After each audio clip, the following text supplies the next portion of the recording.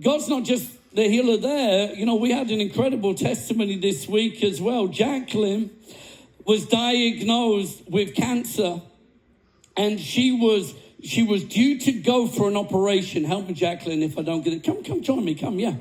Come, give her a round of applause. Come on.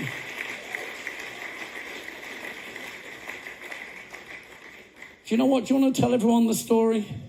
Yeah. I'll start at the beginning. So 3 years ago, I received a call from a doctor friend of mine who said to me she had a dream about me. And in this dream, she said that she saw that something was wrong with my left breast. However, she said, it is well. Praise God. And being a doctor, I took that not only in the spiritual, but also in the natural. So I hadn't spoken to her for about maybe 2.5 years.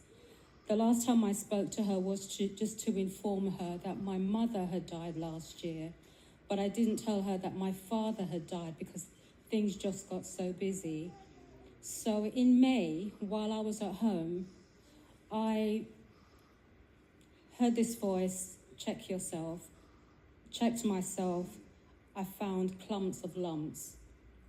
So upon that, working the NHS, I had a fast track referral, so I was seen within 7 days. When I had the ultrasound, which took 45 minutes, as well as the radiology other section, took another half an hour. One side was fine, which was the right, but the left side, they found something very, very suspicious. In the NHS now, they do not emphasize the word cancer. They just say abnormal, simply because of how people can take things emotionally and also their mental health. So moving forward, I was supposed to have an operation on the 5th of June. My operation was cancelled 3 times. Needless to say, I was fast-tracked to see the consultant within a week. So each time I was given an appointment for the 10th, walked home, another letter, cancelled. Walked home the next day, another letter, the 11th, cancelled. Cancelled again on the 15th.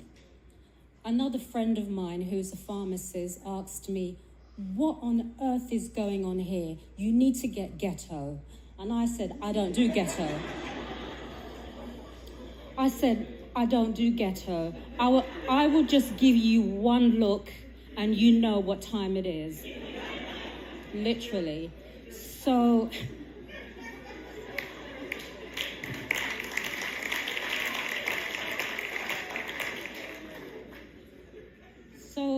finally, when I did get to see the consultant, they confirmed, and I was booked for my operation on the 31st of July. Before we got to the 31st, on the Monday night, I found another lump, which was the size of a strawberry.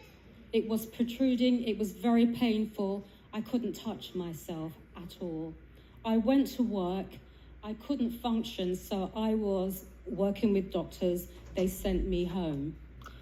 So I contacted my consultant who said, I will see you on Thursday at my clinic as an emergency because I can tell that you're suffering.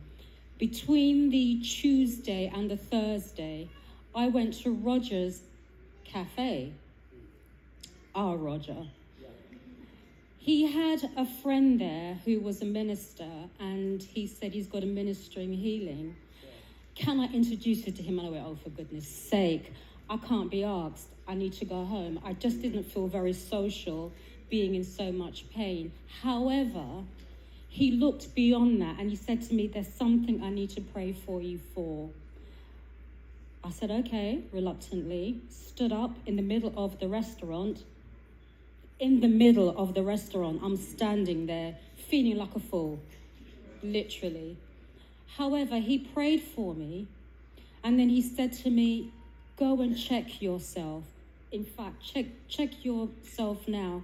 So I pressed against my chest and I couldn't feel anything.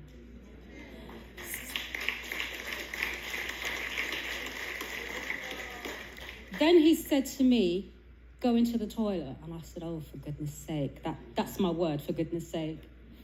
So I went into the loo and I aggressively began to check myself and I couldn't feel anything.